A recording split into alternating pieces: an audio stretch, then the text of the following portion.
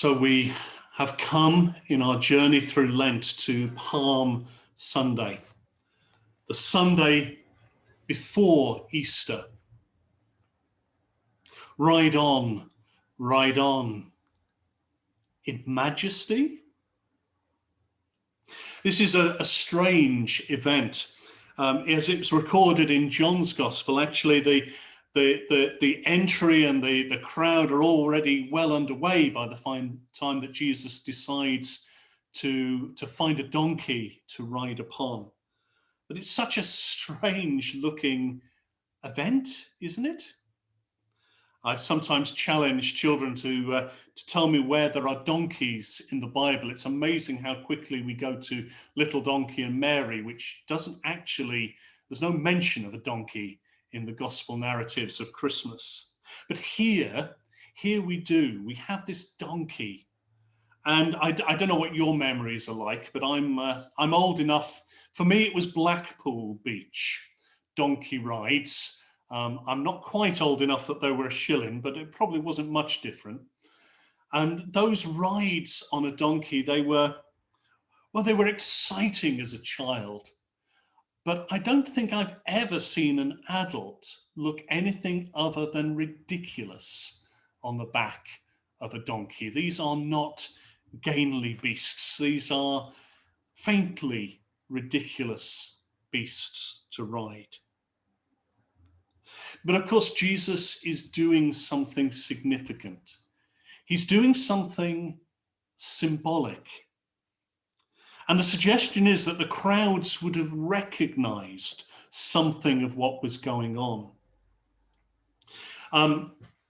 If I were to sit someone down on a very fancy seat, maybe cover it with gold and cushions, and if I were to give them a crown and a scepter and an orb, you would know that I was doing something deliberate.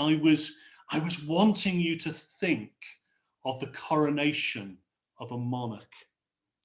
The coronation of our Queen all those years ago was full of amazing symbolism which a quick little bit of research suggests has been going on for at least 1,000 years.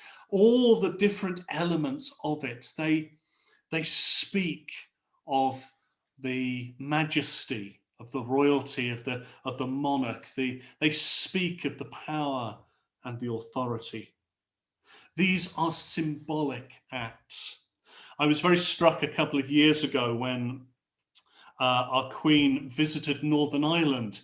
One of the great successes in Northern Ireland, the Northern Irish economy in recent years has been the use of the province for filming, and in particular the incredibly successful TV series Game of Thrones. Quite a lot of it was filmed in Northern Ireland. And in Game of Thrones, as you might imagine, there is a throne, an incredible, it's called the Iron Throne, and it's made of hundreds of swords beaten together to create this incredible throne. And the Queen was taken to the film set and was shown the Iron Throne.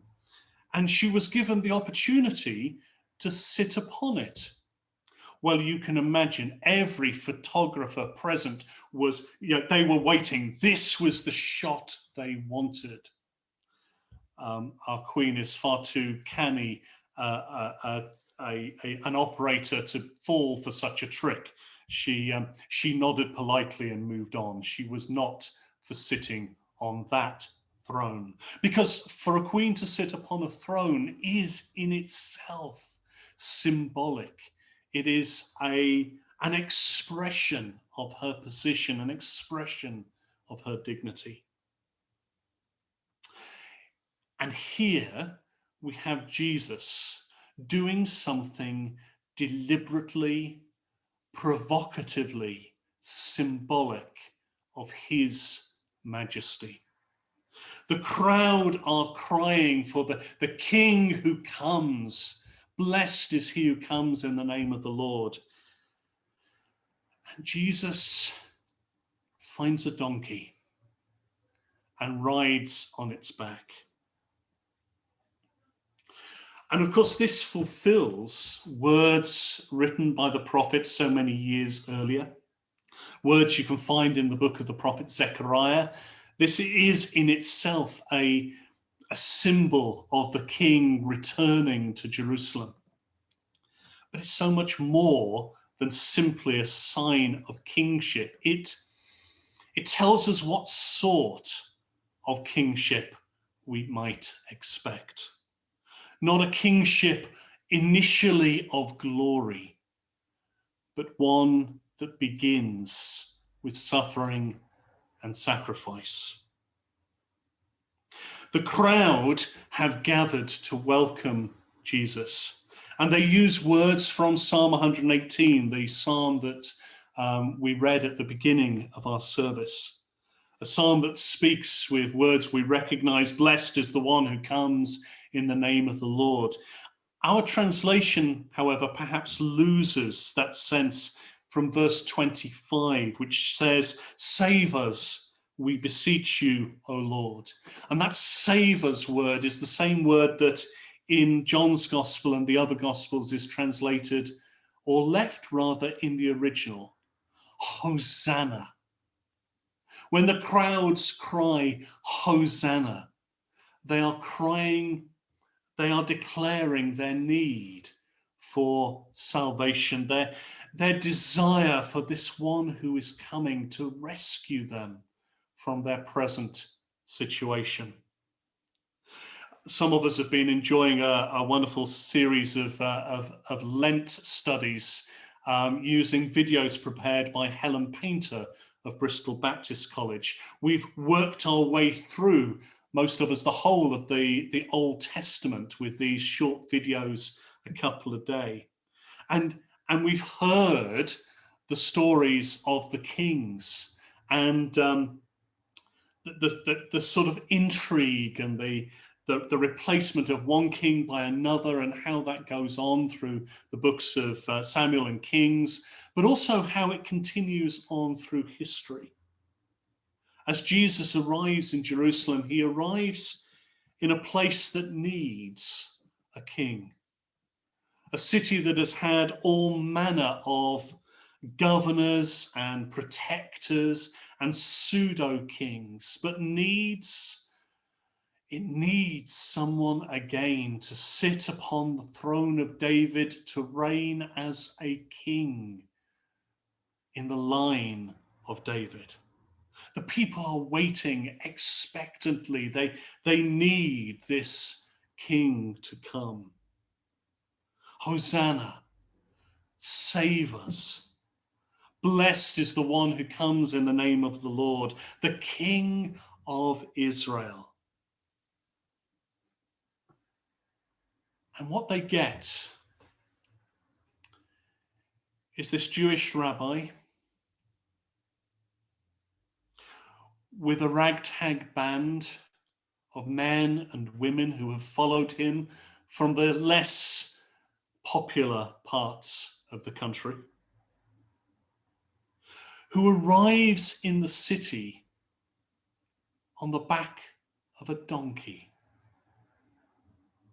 Is it any wonder that we're told that the disciples did not understand these things at first? I mean, goodness only knows what the crowd made of this, particularly as it was not followed up with Jesus taking a throne, but rather what we have is the pain and anguish of the week ahead. The disciples did not understand it at first. How could the crowd? I've sometimes wondered how many of the crowd who greeted Jesus on Palm Sunday were part of that same gathering on the following Friday morning, as Jesus was placed on trial, as he was convicted. I wonder how many of the crowd that had cried Hosanna were also crying, crucify. We're not told. It could be two entirely separate groups of people. But we've known people like that ourselves, haven't we? We've probably been people like that. Enthused for something, deciding this is the thing, and then we're let down and we lose hope and we turn. Jesus' disciples did not understand these things at first. What about us? I love the Baptist preacher from the States, Tony Campolo, and I will have talked to you previously about probably his most famous sermon, which is actually one that he steals from someone else. It's one that he heard preached and has forever told the story about how this old preacher preached a sermon that simply used the words, "It's Friday, but Sunday's coming." And that wonderful sermon about how Good Friday is not the end of the story. It looks like defeat, but Sunday's coming, resurrection will happen. It's a fantastic sermon. It's a fantastic story. Go looking for it on YouTube. You'll find Tony Campolo himself telling it wonderfully. But a friend of mine on Facebook this week has taken those words and turned them on their heads, and I like what he's done. Instead of "It's Friday, but Sunday's coming," today is Sunday, but Friday's coming. We need to make sure we do not skip past the pain and the anguish and the suffering of Holy Week. We need not go too quickly from this point, from the crowds and the celebration and the cheers. We must not rush too quickly to resurrection celebration. We need to understand what comes in between. We need to understand the washing of the disciples' feet. We need to understand the breaking of bread, the pouring of wine. We need to understand the anguish of Gethsemane. We need to understand the cruelty of the trials. We need to understand the barbarism of crucifixion. We need to understand the pain and the anguish of the women who take Jesus' body and see it buried.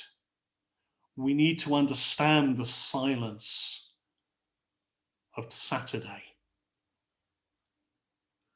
We need to understand the cost and the meaning of this week ahead. His disciples did not understand these things at first, John 12:16 says. But when Jesus was glorified, then they remembered that these things had been written of him and had been done to him. What about us? Will we seek to understand more in this week ahead? Not simply to wrestle intellectually with what is taking place here, but to understand deep within ourselves as a church, to understand what Jesus is doing and what this means for us. To recognize that it's not all celebration, but to recognize there is a purpose in the cost and the sacrifice. That when we cry, "Hosanna, save us," this is what it costs. This is what it involves. So this Palm Sunday, we see not simply a faintly ridiculous sight of a grown man on a young donkey, but we see through that. We see in the humility just what his divinity is like. We see in this humility what his majesty will be. We see in his humility the fruit of his humiliation, our salvation. For those cries of Hosanna do not go unanswered. Those cries of Hosanna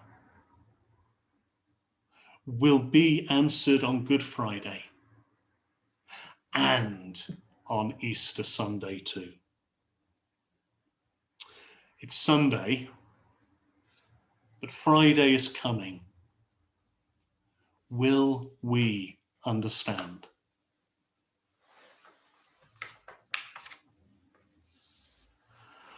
I want to lead you in a prayer before we sing our next song together. Let's take a moment to hold silence together.